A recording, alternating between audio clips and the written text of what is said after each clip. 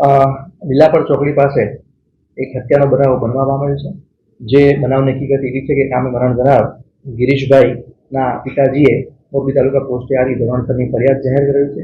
જે કામે વિગતવાર હકીકત એવી છે કે આ કામે જે મરણ જનાર ગિરીશભાઈ છે એ આ કામના આરોપી મહેશભાઈની ભત્રીજીને અગાઉ જે મરણ જનાર છે એના મિત્ર સાથે પ્રેમ સંબંધ હોવાનું શક વહેમ હતો, ને જે પ્રેમ સંબંધમાં આ કામના મરણ જનાર મદદ કરતા હોવાની આ કામના આરોપીને શક વહેમ હોવાના કારણે લીલાપર ગામ ખાતે જ્યાં બનાવ બનેલ છે ત્યાં આરોપીઓ અને ફરિયાદીના દીકરા ભેગા થઈ જતા આ આરોપીઓએ ભેગા મળી છરી, લાકડાના ધોકા, પાઇપ, પથ્થર વડે ફરિયાદીના દીકરા ઉપર હુમલો કરી અને તેમને મરણતોલ ઇજા પહોંચાડી મૃત્યુ નિપજાવેલ।